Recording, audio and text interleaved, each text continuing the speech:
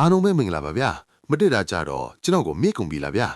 ဒီနေ့မျှဝေပေးမယ့်ခေါင်းစဉ်ကတော့ဆက်ရှင်ကြီးကျော်လူတိုင်းတို့မဖြစ်မနေတည်ထားတဲ့စပင်ကျွတ်စင်နိုင်တဲ့သို့မဟုတ်ထိပ်ပြောင်ဖြစ်စင်နိုင်တဲ့အစားအစာ၅မျိုးကိုပြောပြပေးပါမယ်ကဲအားလုံးအဆုံးထိကြည့်ပေးပါဗျာ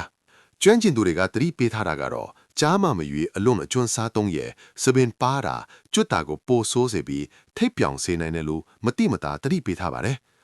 အသက်ကြီးလာတာနဲ့အမျှကြန့်ခိုင်တန်ဆွမ်းခဲ့တဲ့စပင်တွေဟာတဖြည်းဖြည်းပြောင်းလဲလာတာပါတယ်။တချို့ဆိုစပင်ပါလာတချို့ကတော့ထိပ်ပြောင်ဆော့တင်လာပါတယ်။ဒါပေမဲ့စပင်ပြောင်းလဲမှုဟာအသက်အရွယ်တစ်ခုတည်းပေါ်မူတည်လာမဟုတ်ပဲဗီဇဟော်မုန်းလူနေမှုပုံစံစိတ်ဖိစီးမှုကျန်းမာရေးစောင့်ရှောက်မှုစတဲ့အချက်တွေနဲ့လည်းဆက်ဆက်နေပါတယ်။လူအများကြိုက်နှစ်သက်တဲ့အစားအစာအချို့ရှိတယ်။အမှန်တကယ်ကတော့သူတို့ဟာအတွင်းကနေစပင်အမြင့်ပေါက်တွေကိုဖျက်ဆီးပစ်တဲ့ရန်တူတွေဖြစ်နေပြီးစပင်ပါလာကခေါင်းအရေပြားကိုတိတိတတ်တာမြင်ရတဲ့အထိချစ်စေပါတယ်။အရန်စပင်ကျွတ်တာသို့မဟုတ်အသက်ငယ်ငယ်နဲ့ထိပ်ပြောင်မခံချင်ဘူးဆိုရင်ဒီအစားအစာ၅မျိုးကိုရှောင်ကျဉ်သင့်ပါတယ်။၁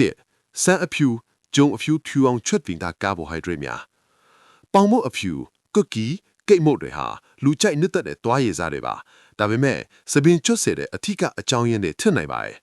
အကြောင်းကတော့အဖြူရောင်ကာဘိုဟိုက်ဒရိတ်ကိုလွန်ကဲစွာစားသုံးမှုဟာခန္ဓာကိုယ်ထဲမှာရောင်လန်းမှုကိုလှုံ့ဆော်ပြီးစပင်ကြီးထွားမှုဆက်ကြောက်ကိုနှောင့်ယှက်ပြီးစပင်အမြင့်တွေအားနည်းစေပြီးအချိန်မတိုင်ခင်စပင်ကျွတ်စေနိုင်လို့ပါ။နှင်းအကြော့အလော်များကြော်ထားတဲ့အစားအစာတွေကိုမကြာခဏစားသုံးတာဟာခန္ဓာကိုယ်ထဲမှာအောက်ဆီဂျင်မဲ့ free radical တွေဖြစ်ပေါ်စေပြီးခေါင်းအရေပြားပေါ်ကစပင်ပေါက်တွေကိုပိတ်ဆို့သွားတယ်။ဆဲလ်ကလန်တွေကိုလှုံ့ဆော်ပြီးအစီပိုထုလို့ခိုင်းတာကြောင့်ခေါင်းအရေပြားပတ်ဝန်းကျင်ကအရန်အစီပြန်နေရဲ့စပင်ပေါက်တွေကလေးမရှိသလိုဖြစ်သွားပြီးစပင်ကျွတ်စေပါတယ်။၃ဗျာဒတ်ဒတ်မင်းနဲ့ငါးများတူနာငါမက်ကရငါနဲ့တခြားပင်လယ်ငါးကြီးတွေဟာအရသာရှိပေမဲ့ခန္ဓာကိုယ်ထဲမှာဗျာဒတ်ပမာဏများစွာစုပေါင်းတတ်ပါတယ်။ဒါကြောင့်စားသုံးတဲ့ပမာဏကိုထိန်းချုပ်တင်ပါတယ်။ဒီလိုငါးတွေကိုအလွန်အကျွံစားသုံးရဲ့သွေးထဲမှာဗျာဒတ်ပမာဏမြင့်တက်တာကစပင်တီဆောက်ရမှာအဓိကကျတဲ့ပရိုတင်းဓာတ်ဖွဲ့စည်းမှုကိုတိုက်လိုက်ထိခိုက်ပါတယ်။ဒါကြောင့်ဒီလိုငါးတွေကိုတစ်ပတ်ကိုတစ်ချိန်တော့မဟုတ်နှစ်ချိန်လောက်ပဲစားတင်ပါတယ်။၄အမဲသား